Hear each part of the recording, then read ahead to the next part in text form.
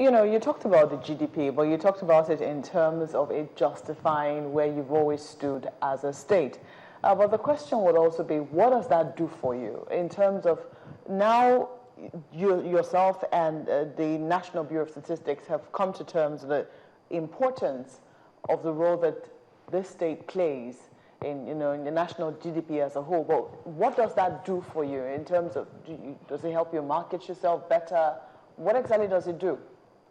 Well, to some extent, it helps you market yourself better because now a lot of people, you know, who, you know, overlooked this market are going to take notice and say, hey, wait a minute. If you recall, when, you know, like 14 years ago, Nigeria decided to open up the telecom sector to private, you know, participation. There were a lot of, you know, key global players in telecoms that just, you know, overlooked this. And they were, what was it? They were looking at those numbers, the numbers they had in terms of the size of this economy, and they ran the thing, the population, and they figured there's no purchasing power here. I mean, you know, we're not going to be able to, you know, sell any, you know, phone lines here. And those of them who made those, you know, conclusions based on numbers available in the public space today, you know, live to regret. So yes, it helps you, but over and above, you know, that, I mean, GDP in and of itself is really beginning to lose shine, for a better word, in terms of how, you know, the performance of economies are measured now. Because GDP can, you know, it can mask a lot of problems in the, you know, beneath, you know, the economy. I mean, it's an aggregate number. For instance, you know, it tends to mask the problem of you know, income inequality, you know, the distribution of income. You know, we tend to have a high Gini coefficient in Nigeria, which means that, you know, the income distribution is skewed, you know, in favor of a few. The GDP number doesn't tell you that. So you can actually have a growing GDP and simultaneously have growing poverty if fewer people are, you know, getting along, and the, you know, the vast majority are not. You know, overall, you have a higher GDP. If you average it out, you do seem to have a higher GDP per capita, but people are getting. But one of the beauties about the Lagos economy, you know, is Lagos is a land of opportunities, and that's why people keep streaming in, you know, here now. So essentially, is this summit just about marketing the potentials? It is essentially about, yes, marketing the potential to those who may not be aware. But it is also about saying, okay, yes, so these are the potentials. So what do we need to do to move from potential to reality?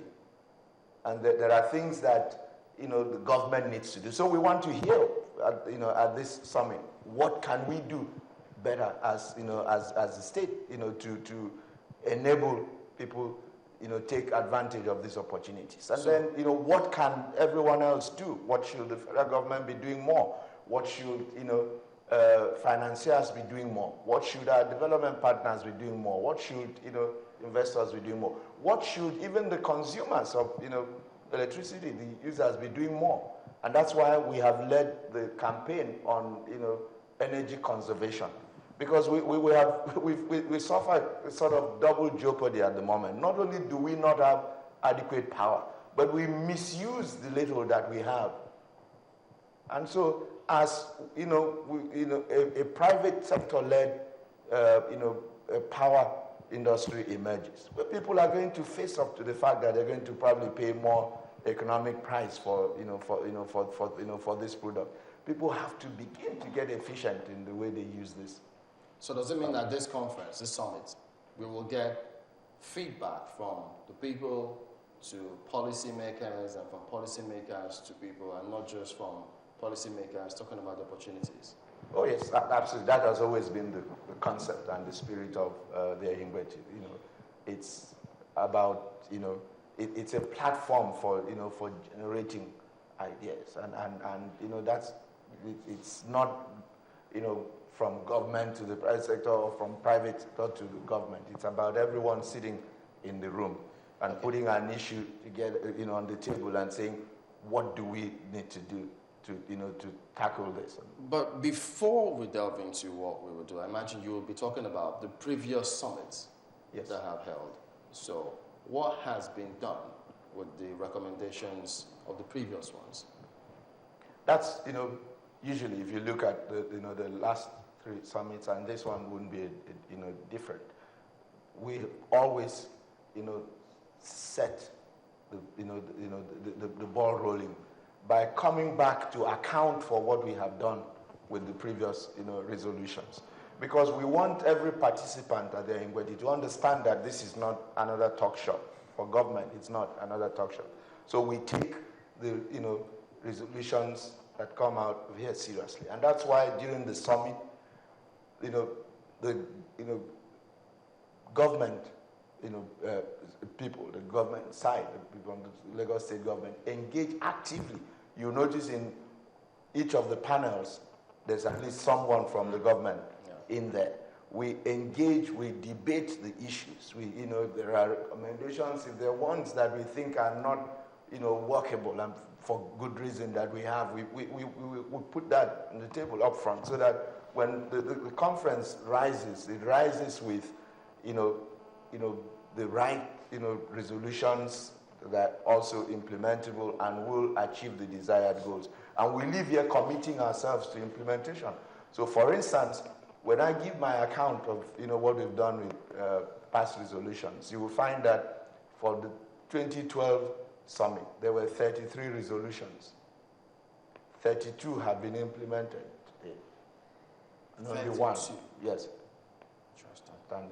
So tell us, is this also tied to the Lagos vision of turning the state into Africa's model megacity? Because perhaps I think we have a couple of issues with those words, model megacity. We thought Lagos was already a megacity. Oh yes, Lagos is a megacity already simply by virtue of having a population of you know, above 10 million. And therefore, the accent really is on the word model. We're saying it's not sufficient to be a megacity. That's just a matter of numbers. But the, you know, the vision is to be the model megacity, and that and model is model in every sense of it. Model in infrastructure, model in, you know, attitude, you know, model in you know, culture of the city. Just name it. Whatever defines a city, we want to be the model, you know, in Africa. You know, at this summit, because while it goes on, or even when it ends, there will be interests and perhaps renewed interest in investors who perhaps will see the opportunities and say, okay, well, I think I should look in here. But I do remember that some time ago, Lagos was making a case for why they need more resources to cater for infrastructural development. Mm-hmm. Now, what is the thinking behind expecting investors to come in, managing infrastructure, meeting up with the increasing population on a regular basis? Yeah, absolutely. I mean, the additional resources that we need will come from different sources. First of all, we think that, you know, Lagos is getting an unfair share of, you know, resources accruing to this federation. So we think that Lagos needs to get more, you know, from there. Lagos needs to be accorded a federal, you know, a special status in the federation, as happens in other federations where the federal capital has moved and leaving behind responsibilities in the old capital.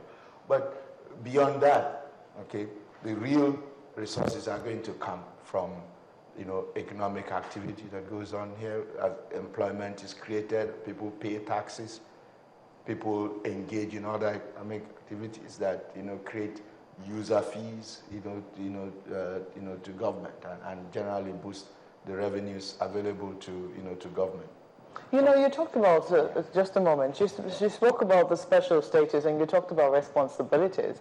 A host of states still look here and say, well, it will also seem that you've been gifted with the infrastructure, because if you had to build them from scratch, you definitely have to cough out a lot more money. Do you not think that, with the population you have on the ground, you can actually get what you need to run the resources or the infrastructure that has been left behind? Well, I mean, I hear that argument, at times, but, I'm sure that, your people, being a Nigerian, I think that saying, is all over the place. The size of a man's headache is often proportional to the size of his head. Mm-hmm. So, yes. Oh, just kidding. So, yes, we have the infrastructure, but what good is it to be saddled with infrastructure that is not maintained?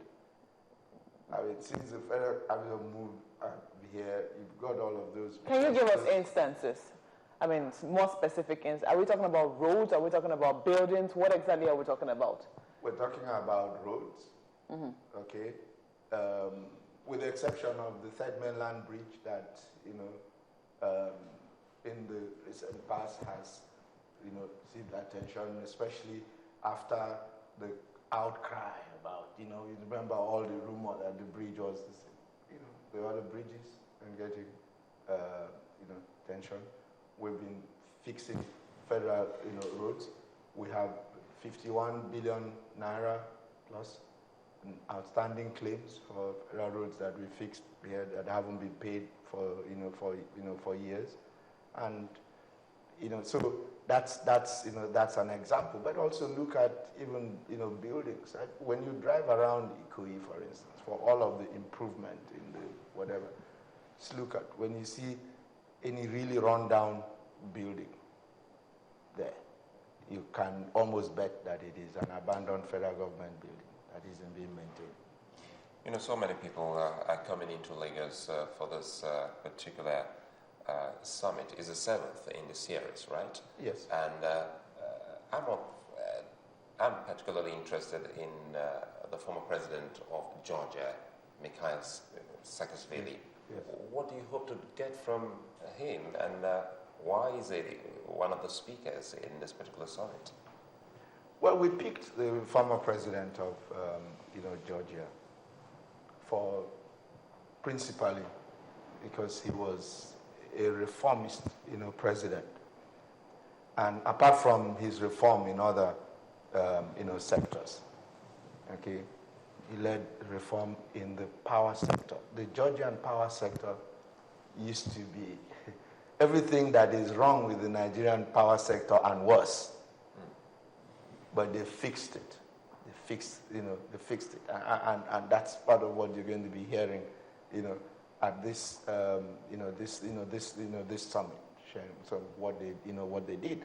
But beyond the power sector also, Georgia used to be a country, reputed for corruption, massive corruption.